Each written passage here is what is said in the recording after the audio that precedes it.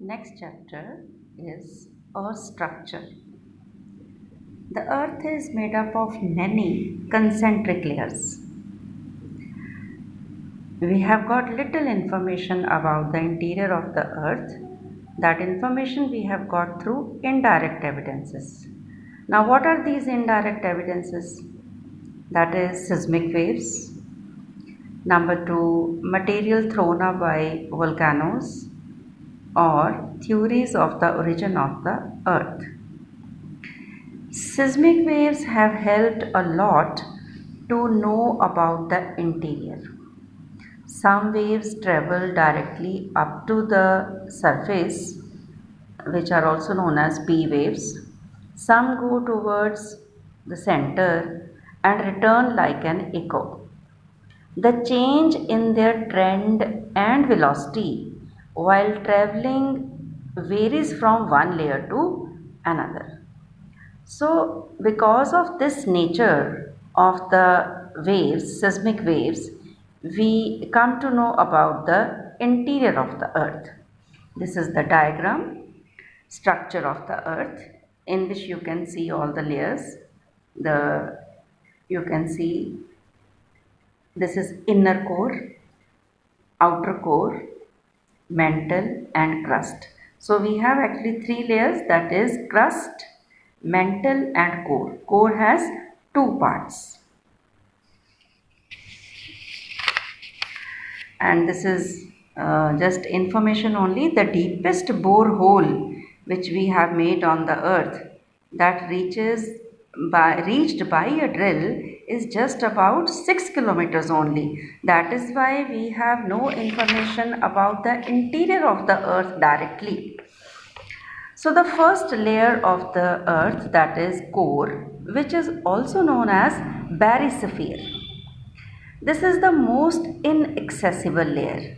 Why so? Because it is the innermost and the temperature over here is 4400 degrees Celsius to 6000 degrees Celsius. It is the densest part. Density is very high here.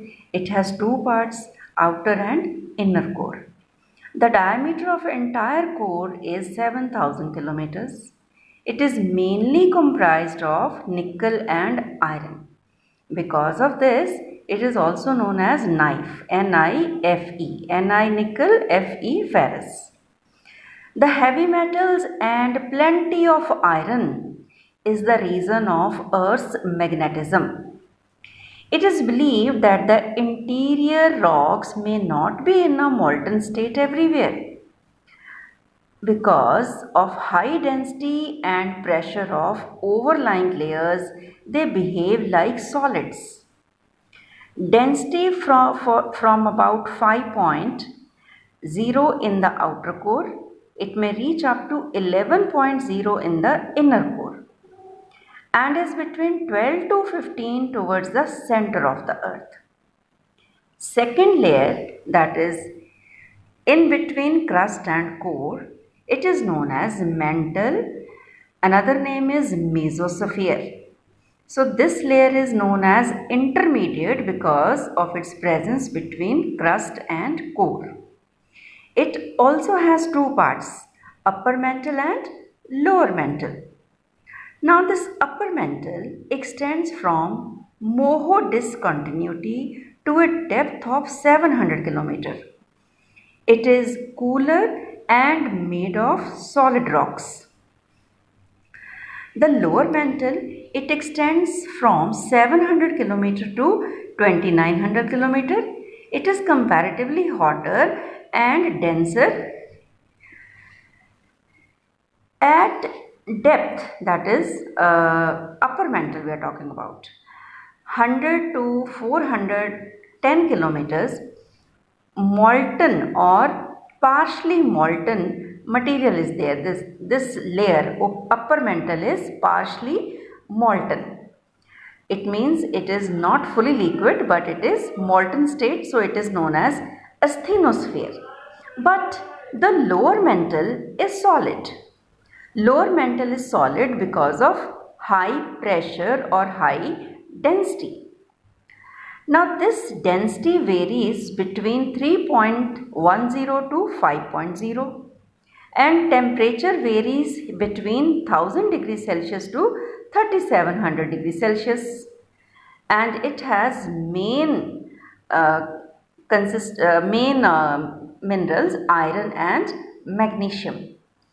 Now we say this crust floats over asthenosphere. Why? Because crust is solid and asthenosphere it is in molten state. So we say that it floats over asthenosphere. Now the third layer is crust, uppermost layer, which is also known as lithosphere. So topmost layer. This topmost layer, lithosphere, has two parts. The one continental crust and the other one is oceanic crust. Now what is the difference between the two?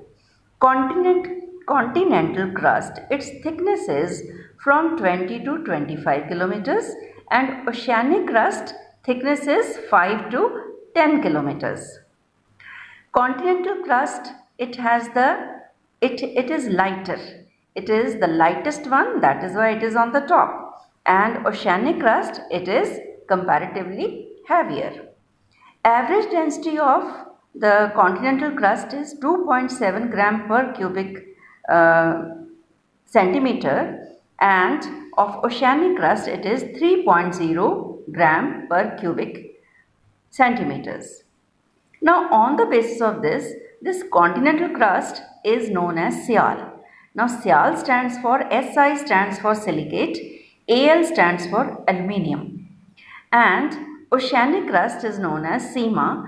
Si stands for silicates and Ma stands for magnesium here. Now what is the difference between Sial and Sima?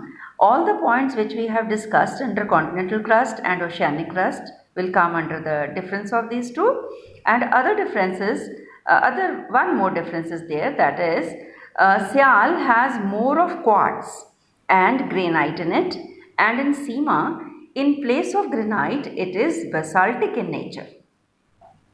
Now we have used word moho discontinuity in the discussion. Now what is the difference between Gutenberg discontinuity and Mohorovic discontinuity? Gutenberg discontinuity, it is a boundary between the mantle and the core. It begins at a depth of 2800 km. It is dense due to greater percentage of iron. And Mohorovic discontinuity, it is the boundary between crust and the mantle. It is not uniform. 8 km beneath the oceans and 32 km under the continents. It is comparatively less dense. Now you have to draw following diagrams. The first diagram you have to draw from here is chemical composition of crust, that is 4.2, 4.4 layers of the earth. You can see this diagram you have to draw, and structure of the earth. In this diagram you can see Mohorovic discontinuity is shown and Gutenberg discontinuity is shown. Outer core, inner core. So boundary between core and mantle you can see.